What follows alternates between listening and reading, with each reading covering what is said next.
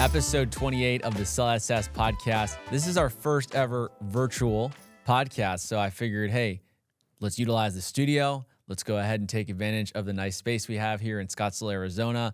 And for a big time guest that some of you may know, some of you may not, he is one of the, top CEOs in terms of software companies for data providers out there. He's quite active on LinkedIn. He has an impressive background from an entrepreneurial spirit and also just a really cool guy in general from what I could tell from social media. So Brandon Bornancin, is that correct pronunciation? Yeah, Bornancin, you got it, man. Brandon Bornancin, it is great to have you, CEO of Seamless.ai. For those who don't know you, I'd love to give you the floor just to give a couple minutes of who you are. Yeah, man. No, thanks for having me. Congrats. Studio looks great in Scottsdale. It's awesome to see you guys putting together the content and what you're doing over there with Sell That SaaS. And congrats on getting promoted at the new company. It's really exciting and the success there. But for those of you who don't know me, Brandon Bornancin, my dad was a career software salesperson. So he got into software sales, worked at CA Technologies, first company to do $1 billion in software sales besides Microsoft. It was the first B2B $1 billion software company. What's crazy though, he was stressed out of his mind. He won President's Club every year for 20 years. And he was gone 5 days a week. So ironically, my dad's in software sales. He builds he grows and becomes one of the leaders at the first $1 billion B2B SaaS company in Islandia, New York. And then I go to college and I don't know, I don't know if I was ever thinking about getting into sales or not for my dad because he was always stressed out about it. I just knew I wanted more money and I wanted to start companies. So in college, I was a big online poker player. Sorry, Mom. Yes, I wasn't of age. And what I realized playing online poker is I could refer people to the poker sites like Party Poker, Full Tilt Poker, Poker Stars, and make $100 to $500 per player that I refer.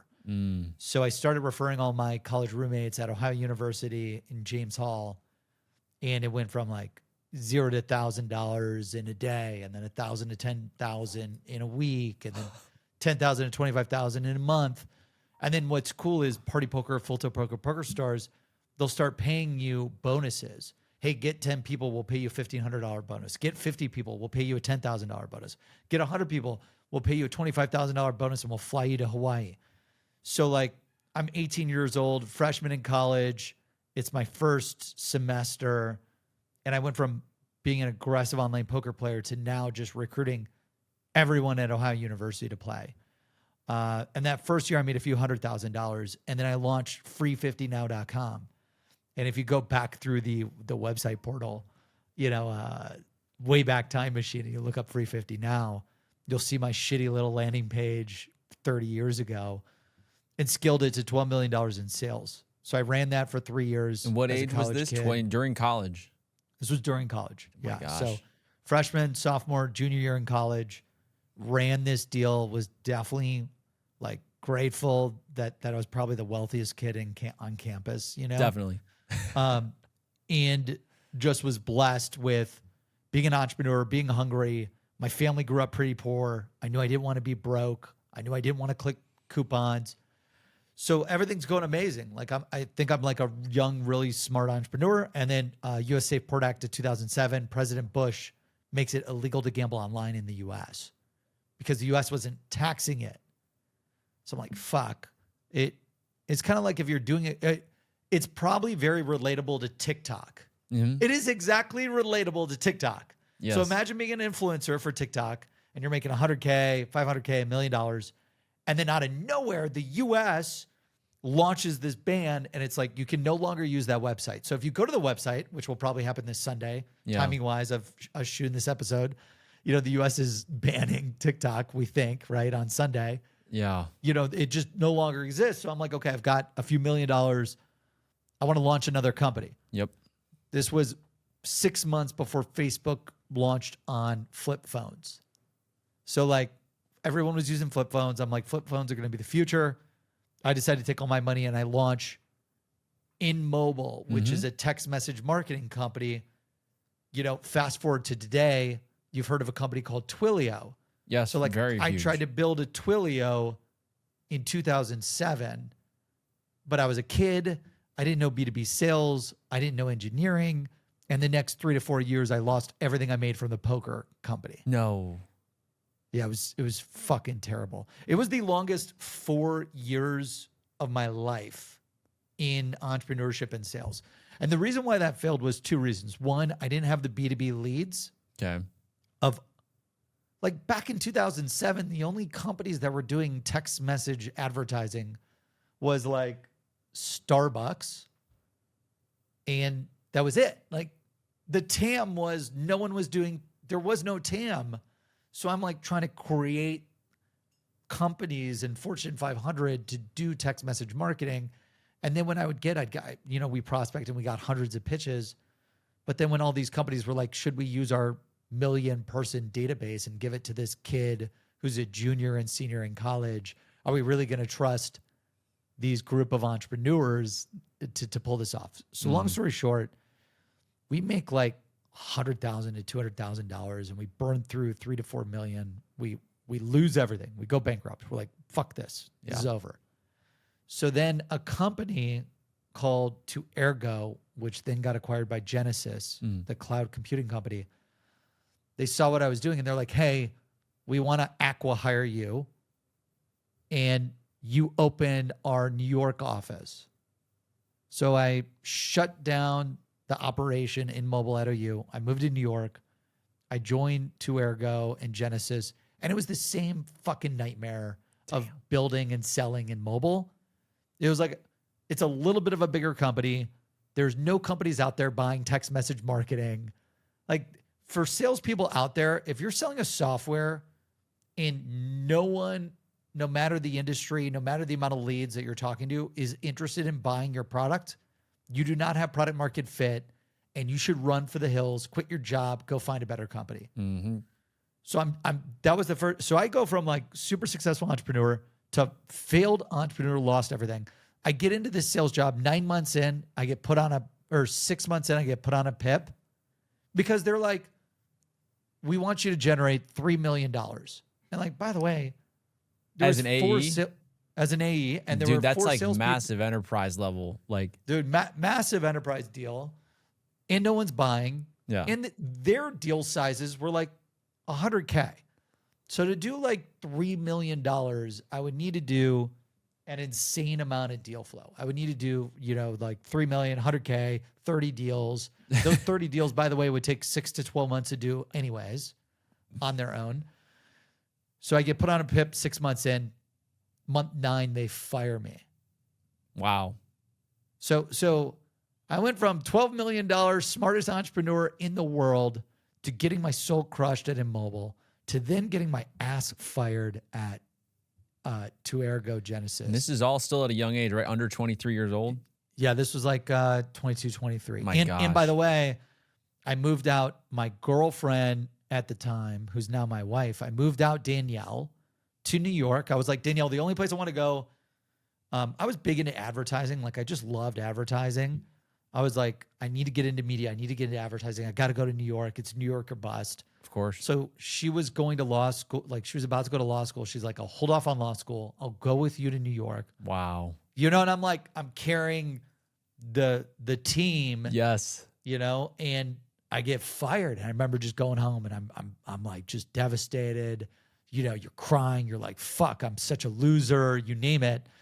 So then she's like, okay, Danielle's like, we're wrapping everything up. We're going back to home, like Columbus, Ohio. Yeah. Ohio, where we're from. Because living in Ohio, you could live in an apartment for $500 Dude, a month. you could be a king there. Like King and it's queen so there. cheap. And in New York, we had a 2,500 studio, Upper East Side. We were living great, but like you lose a job, like you have like 2 months to survive in New York and then you're done. Yep. And we just knew like we just had to reset, like leave, get it out, move on. So and you let's go reset. back home. Go back home. Wow. So we move in with her parents. Like both of our moms passed. So we move in with her dad. Sorry. Oh, it's all good. It taught us a lot. Taught us a lot about food, taught us a lot about the way we live, health, you name it. So I'm super grateful for it.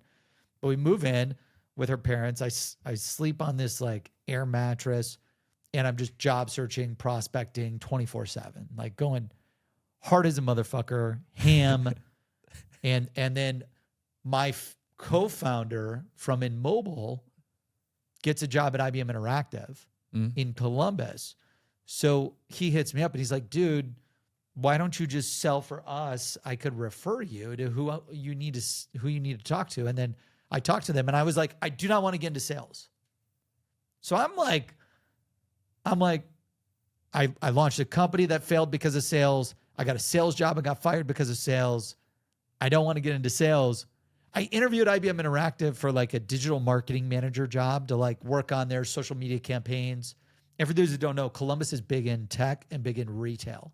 So Lex Wexner is from Columbus. So IBM Interactive, which was Resource Interactive at the time, they had Abercrombie and Fitch, LL, Express, like every clothing brand under the sun is from Columbus, essentially. Victoria's Secret Pink, you name it. People wouldn't know this, I'm from Chicago, and you think about Ohio, you wouldn't know that these massive companies are there. I mean, obviously, I know P&G is really big in Ohio, yeah. Procter & Gamble. P&G is in Cincinnati. That was their big CPG arm. So they had a tech arm with offices in the East Coast, San Francisco. They had a big retail arm in Columbus, and then they had CPG with Procter & Gamble really fueling that whole CPG arm. Long story short, they're like, Brandon, we're never going to hire you for a digital marketing manager job. We want you to do business development and sales. So I'm like, fine. It was like, I wanted to work in marketing, so I got in there. And IBM Interactive only does $1 million to $50 million deals. They're doing enterprise, massive, global web development, digital marketing, social media, 6, 7, 8, like 7, 8, and even some programs could get up into like tens of millions and 100 million over 5 years, you name it. So that was like really hard because I went from B2C to B2B to like high ticket B2B enterprise. And that's when my life changed. So I remember driving to IBM Interactive. I stop at Kinko's. I buy Selling to Big Companies by Jill Conrath. I buy Art Skobjak's Selling Over the Phone or Smart Calling. He's got a book called Smart Calling. So it was just like day one. I'm driving to the office. I'm like, dude, I need some books on like how to learn this enterprise B2B selling. Walked into Kinko's. They had a bunch of books there and bought the books. Then went in, learned how to enterprise sell at IBM Interactive. Number one thing that was slow at IBM Interactive was list building. I was spending freaking 30 hours a week on building the 50 people that I needed to sell to at a Fortune 500 company to sell them digital marketing. CMO, VP of digital, 10 different digital marketing directors, 20 different digital marketing managers per directors of digital marketing. You've got SEO, PPC, social media, ads, you name it, like conversion rate optimization, web developers. So every time you go after one of these Fortune 500 companies, you got to build a list. It's 50 people. And that's when I built what is Seamless today. That was like my MVP. And then that automated all my list building. And then like I became number one sales rep at IBM Interactive by automating all of my list building. And it started by like learning how to code, learning how to web scrape in 2008 and 9 and 10. And then from there, a Google ad agency recruited me, who was like the top 5 Google search agency. And they're like, Brandon, you're selling $10 to $50 million deals for like web design, and it's really hard to quantify the ROI. Dude, if you go into Google ads, you say, give me $1 and I'll give you 5 back. And it was like just the simplest math sale. And when they broke it down for me, like how they pitch and close deals, I'm like, oh my God, this is 10 times faster, 10 times easier than doing website redesigns. It's hard to quantify what an ROI of a website redesign would be. Right. So then went there. That's when I really built the prototype, like fully back end, front end of Seamless, automate all my list building. And then when I was selling for that agency, a bunch of my coworkers would buy licenses from me for the software Seamless.ai, which was really cool. My boss, Jeff Herman, the CRO at the time, and you were still at IBM. Supported it. You were still at IBM. No. Left IBM and went to the Google search agency. Google search agency. Gotcha. So I was 3 years at IBM and then 3 years at the Google search agency. Okay. And the search agency was when Seamless really took off because they became a customer. Like my own employer became a customer. That's why I'm such a big on promoting side hustles and solopreneurship while you're working, because like first you have to perform and be really good at your job. Yes. And then you could work on side hustles. Like I don't recommend working on side hustles unless you're actually like crushing your goals. That's right. So I was like dominating my goals. Then I was building Seamless at night, and then coworkers became a customer. And Seamless finds emails and phone numbers for everyone in the world that you need to sell to. For anyone that doesn't know, automates list building. You could find thousands of leads in seconds or minutes, and then it all goes into your CRM. And then there's a ton of AI that could do contact research, company research, email writing, phone writing, social script writing, you name it. Anything that you need done with research, it gets done. And then I just like started selling people at night. And then I was making a few $100,000, and that's when I told my wife I'm going to hire my first salesperson and keep my job, because I was like making $1 million as a salesperson. I want to pause there. So you were making 100,000 extra per year or per month? I was making a few $100,000 per year on the side while fully employed at your ad agency. Yeah, and at the ad agency, I was making $500,000 to $1 million, and then the software was making a few $100K. Dude, that is balling out. I mean, people who are listening, like there's not many people who can do that as an individual rep, who can push $500,000 over as a W-2 employee and then have that side hustle. So when you say, hey, you promote side hustles, but you also want people to crush their goals, like that's really crushing your goals. Like that's out of bounds of what most sales reps would think about crushing their goals, Okay, continue. Sorry, I just wanted to pause. That's a lot. The big thing was, like it could have been timing. It could have been skill and timing. I built a software that automated list building and prospecting and lead gen. So I had this unfair competitive advantage over everyone because the only thing that existed at the time was Dun & Bradstreet and Discover.org. Mm-hmm. And the reason why I built Seamless was because Discover.org and ZoomInfo didn't have the digital marketers in the database I needed to sell to. So because we were buying all these databases that didn't have my persona that I needed to sell to, I built my company to go find and sell to those people. It automated my selling. So to make $1 million as a W-2 became very easy and repeatable because it was like, oh, you need to go after an account. You hit a button, you get all the contacts, the emails, the phone numbers, and then you just have an SDR. I built an SDR team that would just work for me. Like it got up to like 3 or 5 SDRs in enterprise rep that just reported to me. So my calendar was filled with endless amounts of high ticket enterprise deals. And you were just closing. Like they'd come on. I was just closing. Like basically I wrote a lot of the messaging for them, gave them the messaging, told them the 7 to 21 to 28 day campaigns, go launch this. You're going after tech. You're going after, this manufacturing. You're going after logistics. You're going after, I basically segmented the SDRs by industry, minimum employee size, like 500 employees or greater. They have to spend at least $1 million in Google Ads spend. And then Seamless would go find the TAM, all the contacts at that account that we would need to book meetings with. Those 5 SDRs, let's just say each of them get an appointment a day. I'm in 5 to 7 pitches a day with deals that are worth 50 to 100,000, anywhere from 25 to 100,000 in MRR a month. So you're just boom, boom, boom, boom, boom. You got the system down. So you're balling out at this point. So at what point did you say it's time to go off on my own full time? When I told my wife I was hiring a salesperson. And by the way, like balling out, I was making a shitload of money, but I kept putting it into my side hustle. So, okay. So like, I was rich on earnings, but I was broke on, I was like broke in the bank because I was hiring a shitload of engineers costly to work and build Seamless. Basically, I'm a solopreneur. Then I'm hiring engineers. Engineers cost 100 to 150K.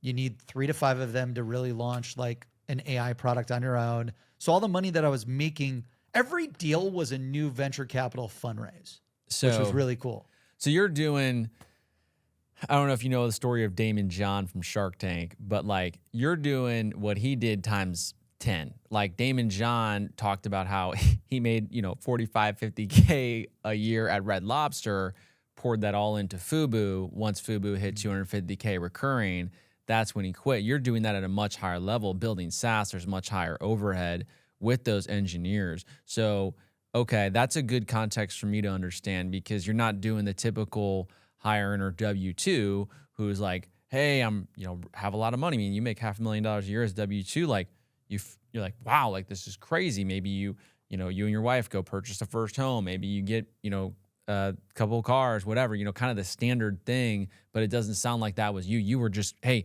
I see an opportunity in my business. I'm going to keep pouring money on it. And what a better way to go about funding a business, using your W-2 high earning job to fund that rather than going out and getting a loan.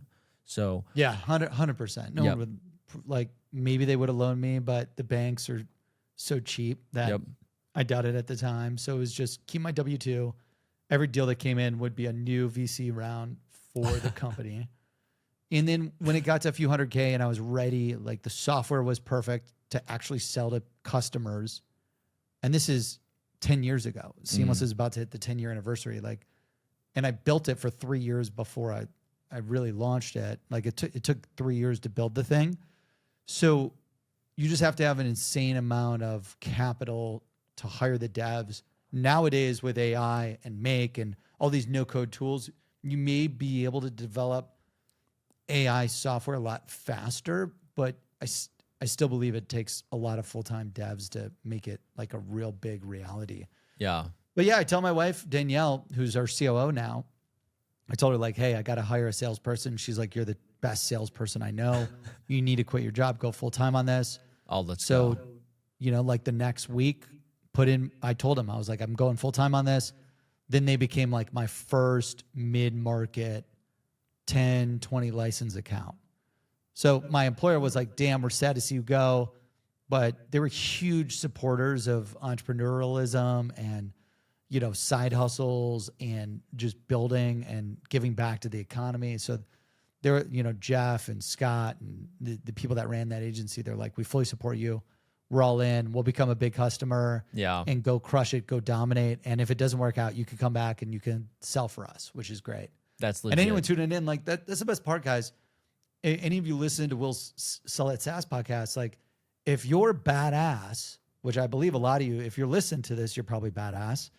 Like you're really good at your job. You don't need to be scared about doing your own full-time gig, because guess what? If you're a top 10%, top 5%, top 1% performer, you could get a job anywhere, anytime, any place. You know how to prospect, you know how to pitch, you know how to close, you know how to overcome sales objections, you know how to generate pipe. You could work for anyone at any given point in time. But I would say start side hustle first, build the revenue and momentum. Then once you have product market fit, then go all in on it. So that's what we did. And then, went from 0 to 1, 1 to 5, 5 to 15, 15 to 30, 30 to 50, 45, 45 to 50. Like it just scaled. Mm-hmm. And now we've done over 200 million in sales. It's crazy to build a company as a solopreneur out of my townhome, and look in Stripe and you've got over $200 million in Stripe sales. It's a really humbling experience, just because you go through so much hell and hardship and work and failure and people trying to screw you. Like you go through everything, the good, the bad, and now to hit 10 years, we'll hit 10 years in May, over 200 million sales. It's just, you feel like damn, like we did it. We've hired over 1,000 people. We've helped our customers make over 30 billion. We've got so much greater and bigger goals, but I was just trying to make $1 million. And then that turned into a mission-driven company to try to help the world connect opportunity. And then also, guys, like once you make all the money, Jim Carrey's like, I want you to have it because once you have it, you actually don't want the thing that you have. So then I went through a huge transformation of like, what does that mean? Being for able you? to get anything and everything that I've ever wanted. And then once you get those things, they actually, like the Lamborghinis, the mansions, the boats, the vacations, for me, this is my experience. I thought that if I got all of those things, I thought if I helped a lot of people, that I would get what I want. And then once I got what I want, it'd be the cars, the houses, all these things. And then once I got those things, I felt empty inside, and it doesn't make you happy. You get in the new car, makes you happy for a week. And then what? You get the new house, makes you happy for a week. And then what? Like my happiness, what I've learned for me is growth, like going after big things, having really hard problems to solve, solving them and growing personally and professionally. And like, I believe growth is true happiness. If you think about, working out, running, building a business, in sales, whatever, if you're not setting a goal and then moving closer and closer to that goal, I believe that's where like unhappiness comes from, not from the shit that you own. However, the freedom that money buys is the most important. Okay. Like, can you touch buying on that? back your time and that. Yeah. Could you touch on that? Because as someone who's had all the things, you sound a lot like a lot of my great mentors who, very successful business owners. It's actually how I got into software sales, was through a very wealthy individual in Chicago who owned several logistics companies, sold for over 200 million. So, had all the things. Talk to him, similar story. And, one thing about you is that I'm curious, you mentioned, money is important because it buys back, you have that freedom for time. What to you does money really give you? Like for you, yeah, like, what happens? Because I think some people just want to get that, like to have that huge payday, have all the cars, all the houses. That doesn't make you happy. So what makes you truly happy? Yeah, the freedom to do what you want, when you want, with who you want. And I think I learned this when I was building, my affiliate marketing agency for the poker industry. One of the first books that helped me scale it from OU to 500 colleges and then global was The 4 Hour Work Week. By Tim Ferriss?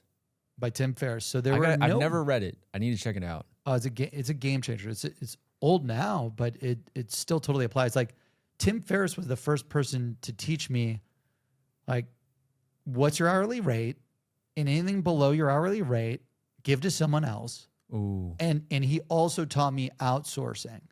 So when I was 18, 19, I was hiring people all over the globe to do website development, software development, lead generation, SEO, PPC. Like, so I learned from Tim Ferriss at a very young age, one, get a VA, a virtual assistant right away. 100%. Next, hire these people overseas who cost $3, $5, $10 an hour, $8. Like at that time, it was like literally $3 or $5 an hour to get someone to do SEO, someone to do web development for $10 an hour. Yeah. So I learned how to hire anyone to do anything and become a really good remote employer as a freshman in college. So that taught me buying back your time, and like, don't mow the lawn if your hourly rate is $500 an hour. Ooh. Fucking pay someone $20 to go mow your damn lawn. There it is. Like laundry. Okay, in college, laundry costs $25 per pound. Like I could go and sit at the laundromat and sit there for 4 hours and do the laundry, or I could pay someone $10, $12 an hour, a college kid, to go do it while I'm acquiring 10 people to sign up for party poker that day and make 1,000 instead of, 4 hours at $25 an hour and make 100. So, but that's buying back your time. And then like now, I don't have to worry about anything so that I could focus on everything with the business. Yes. Like we have a full-time assistant. We have a full-time chef. We have a full-time driver. We have people that plan all of our travel. That is the most important thing to me. Like I've got houses in other places. I'm getting rid of all the houses. Like, they suck your time. Anything that sucks your time away, I get rid of. And anything that gives me more time to be and go and do anything that I want. Dang. Is like the key, because my mindset, like, I'm trying to build $1 billion company. We've already done 200 million in sales. I've got a delta of 800 million to get to $1 billion. If I have to worry about the pool guy, like today, I got a text from my fucking Florida guy.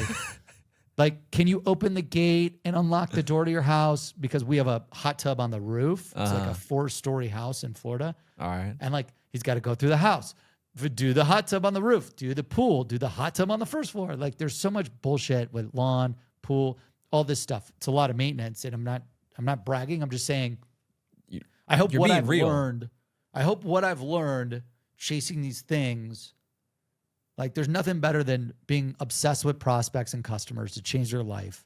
You help them get what they want. You get what you want. And then using that money not to buy material things, use it to buy freedom. And the ability to do anything. You know, like, if you want to fly somewhere and you don't, like, you could take the private jets. You could do anything you want. And I think that's the power of entrepreneurship. That's the power of sales. Sales is the best. Software sales, I wrote a book, on it, like how to break into tech sales, because I believe software sales. You wrote a book? In entrepreneurship. You wrote a book? Ahead. You wrote a book or you read a book? No. Well, I've written 5 books, and I've got my 6th book coming out called Scale Your Sales. Dude, how to turn prospects into high-paying customers and make $100 million. Absolutely read it, man. I relate a lot to you. Like, even though I'm not at that level or anything like that, but just your swag on camera. You're just like, as you started the podcast, you're an open book, and truly you are. Like, you're just real. Your content on LinkedIn, that is huge, because without your content on LinkedIn, I wouldn't feel like super confident and excited that, oh, Brandon's going to be an amazing guest, because I see him on camera every day. You're the exact same as you are in your videos, as you are on a podcast. So it's refreshing. And from an outside perspective, I can see if, I was, which happens a lot, right? My VP of sales, hey, Will, what sales tools should we look at? Hey, this. I mean, you have that. I'm sure that's going around the industry. We're saying, I know this guy Brandon on LinkedIn. He seems pretty cool, and he sells Seamless, and I think that they'd be pretty good data providers for us. So let's go check him out. So I love what you're doing, man. And like, this episode just like inspired me, like, just truly, just from a life standpoint. I have a side hustle. Awesome. I started Congrats. I started at Grin, which is an influencer marketing company. Rose to the ranks, one of their top sales reps for 4 years in a row. Now I'm at Aspire, one of their top sales reps as well. And I've always had a content creation agency on the side, so I do a lot of brand deals, modeling. I have other influencers I contract out, and you're exactly right. Like, oh, okay, I'm actually on somewhat of the right track here. I have a VA. I have 2 editors full-time in the Philippines. Like, sick. I have perfect. This couple months, I finally said, hey, let's get a cleaner. That it would take me 3-4 hours to clean my apartment, but man, what if I could just go out and get 2 more clients for the side hustle and then contract other influencers to do the work for me? Like, that's a couple $1,000s right there. Like, boom, like, just amazing. So you are inspiring me, man. And I'm sure the audience is really inspired as well. I mean, there's so much to unpack about your story. Obviously, I can just, how old are you, by the way? I just turned 39. Okay, you're very young. 38 or 39. It's really, like, when you're so focused on the mission, you don't even know what year it is. You don't even know how old you are. I just turned 39, I believe, and just so lasered in on trying to grow our company and the people that we impact. You're young, man, and I know that you're a fit dude. So I'm into health and wellness. I haven't drank for, I was telling you earlier, been on a sober lifestyle, sober for about 60 days now. Congrats. It's really hard to do that. Those first 2 weeks are brutal. Yeah, they were. And actually, for me, I hired a personal trainer about 7 weeks ago. Smart. Trying to get really lean. So I'm on a pretty strict cut for the next 5 weeks. And then once that 5 weeks is up, I'm going to start bulking up. But just taking my life seriously, as time is so finite. So for you, what is like what's an average day for Brandon look like that helps you continually win? That's not work. Yeah. So some like health things, personal things, professional things, like a day in the life is alarm goes off at 4:55 a.m. I wake up, I chug water, 32 ounces. I chug a whole food, plant-powered vegan protein shake, which is just unflavored protein and water. It's like 3 scoops of Get it down. protein, unflavored and water. It tastes like shit, but whatever. Yeah. And then I write down my goals. My goals haven't changed in like 4 years. 100 million ARR in IPO, 1 million social followers, 1 million books sold, 10% body fat, number 1 husband in the world. What else? Oh, maximize the health, wealth, and success of all my employees, maximize the health, wealth, and success of all my followers. And like, I write down the same 8 to 10 goals every day, and they're really big. Sometimes you can get discouraged. For me, I don't think about, damn, I didn't hit them this year. I just think about like how much closer I've come to accomplishing those goals. That takes 5 to 10 minutes. And then right away I go into my office and I write. So I've written 5 number 1 bestsellers. I'm launching my next one. I'm through the final edit called Scale Your Sales, how to turn prospects into high paying customers and make $100 million. So like I'll write down the goals, then I'll write for an hour, then I'll read for a half hour. So now it's 6:30-ish. And then I go straight into the gym. Okay. I built a 2,500 square foot gym in my basement. Nice. Yeah. It looks like a mini Lifetime or LA Fitness or whatever, to where, because I noticed, I'm like, shit, I'm spending 20 minutes to go to the gym, 10 minutes to change. You go work out, hour and a half. I'm so sick of people coming up to me like, are you done with this yet? Are you done with this yet? Is it like you can't use the things that you need to use because people are on it? Yep. So I was just like, you know what? I'm going to build a world-class gym in my house. So 6:30 to 8, I'm working out. And then, which consists of like 30 minutes cardio, hour of heavy progressive lifting, anywhere from 8 to 12 reps.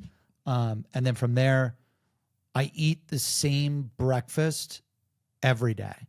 What I is eat it? this tofu scramble and sweet potato. So by the way, Are you I'm vegan? I'm whole food plant-powered vegan. Okay. My wife and I became whole food plant-powered vegan because like I lost my mom to early Alzheimer's when I was 23. I lost my mom the week of demo day for Seamless. So literally I'm in New York. It was 2 days before we're going, into a stadium to present to 1,000, 2,000 people and investors to like make or break the company. Get a call. Man. My mom's passing away. I got to fly to LA, see her one last time, fly back. When I flew back, I had to literally fly back and go right on stage. So it's just crazy shit. And then my mom lost her mom when she was 22 to cancer. So Danielle, my wife, she's amazing. She went down crazy research, study, rabbit holes. We believe what you eat like kills you or makes you. Yes. And I like heart disease is the number 1 reason why people die in the US. Heart disease is preventable by not eating meat or dairy. So just like think about that for a second. The number 1 disease that kills the most Americans in the world is preventable by not eating meat or dairy. So I didn't believe her. And then she put on this documentary called Forks Over Knives, which is based on a study called the China Study. Yeah. Instantly quit ribs, steak, meat, cheese, dairy. I was like, I'm done. I'm never eating it again. So those tuning in, like if you really want to maximize your health, go watch Forks Over Knives, which is based on the China Study, which is based on the people that live the longest, die the least, and have very minimal diseases ever. Because like now I'm on this mission, like maximize the potential of my people, maximize my life expectancy, don't die, you name it. I love that guy, Brian Johnson. Brian, yeah. So so my protocol is very similar to his protocol. Mm-hmm. So like I've modeled I have the tofu scramble and sweet potato. It's 450 calories in the morning. Lunch, I have nutty pudding, which is Brian Johnson's It looks lunch. incredible. He's crazy. So like, I think I'm crazy. He's the next level I'm trying to get to. I'm trying to get to your level of crazy, dude, because my friends think I'm nuts now. I'm like, I have these meals at this time. Boom, boom, boom. Everything No, in my that's how you need to be. If you want to maximize your success, you got to do it. dude, my Fitness Pal, everything's tracked. Yeah. I mean, You have to. workouts MFP all day. What's the weight? Okay, last week I dumbbell press 60. We're Am I going doing 65. progressive? You got to increase it. You got to increase all of those things. Yep. So I'm trying to get to your level. Yeah. I mean, so the nutty pudding I do, which is like a protein smoothie bowl with berries, nuts. It's all like whole food plant powered. It's really good. That's about 400 calories. And then dinner, I do super veggie, which is broccoli, cauliflower, orange glazed tofu, and a side of an orange. So like my daily calories are around 1,750 to 1,800 Super calories. lean. Pretty lean, yeah. 180 grams of protein. I would say 120 to 150 grams of carbs, and then about 50 to 70 grams of fat. And I do that every day. You know, like I was really bad. I was great at doing it every day for 9 months, and then the summer hit, and then I kind of went on like I was no alcohol for 9 months. Summer hit. I got back into alcohol. I got back into getting off my food. And like, by the way, these habits will start fucking up the other things that you need to do to be successful. Did you notice it? Yeah, like immediately, like, okay, you know what? I've been perfect for 9 months. Hey, let's have a drink by my pool. Let's go out to the suite at this hockey game, baseball game, soccer game. Let's have some food and drinks. And then you notice like the alcohol screws up your sleep. The sleep screws up your hunger. The hunger causes you to eat sugar, sweets, bad food. So it's just like all of these things interact with each other. Uh-huh.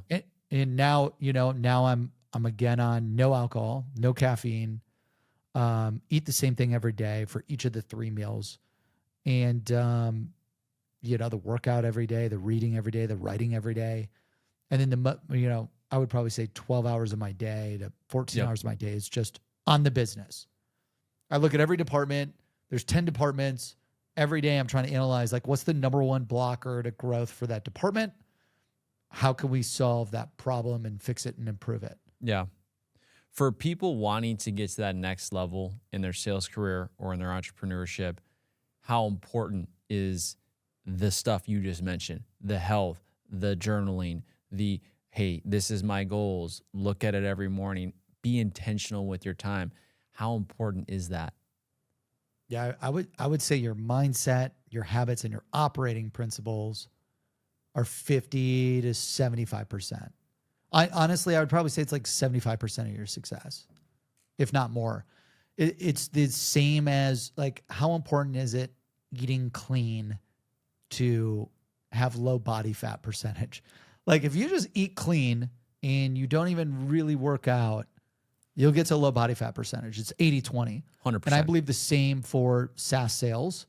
80% of it is habits, mindset, operating principles. And in my new book, Scale Your Sales, there's 45 chapters. Right now it's at like almost 500 pages, and I'm trying to dwindle it down to like get way more concise.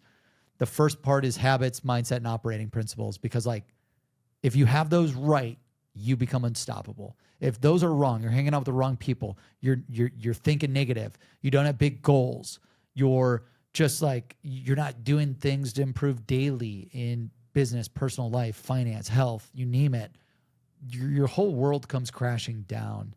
And then after that, once you have that down, then it's all about prospecting, pitching, closing, sales objections, and scaling, which are the next 5 parts of the book in the 6-part book of Scale Your Sales. Brandon, well said, man. Well, I've taken, this honestly has been so appreciative. I'm so grateful for your time, man. And I learned a lot. I think the audience is going to just completely latch onto this. So for those who don't know you, now they do, both from a business side and also a personal. How can they find you? How would you want them to interact with you? Just give you an opportunity to kind of close us out. Yeah, would love to, have you join the newsletter. Go to brandonbornancin.com and you could join my newsletter. That's a great way to stay in touch. And then also, I post daily on LinkedIn and getting into aggressively again the multi-channel posting on social media, YouTube, Instagram, TikTok till Sunday before Yeah. once it gets banned, that's gone. So check that out. And then obviously feel free to go to Seamless.ai. I would love to have you join for free. Type in Will's podcast name and we'll make sure you get $100 in free credits in the referral code. What would that Sell That SaaS, right? Mm-hmm. Just type it in, Sell That SaaS, one word, or sell space that space SaaS. We'll give you $100 in signing up. Get on Seamless, and I'm throughout all of the newsletters and the emails and all of that jazz. So we'll be connected. Let's go. All right, everyone. Episode 28 of the Sell That SaaS podcast. It's great to have you guys. Tune in the next couple of weeks. We'll get another one out. Thank you.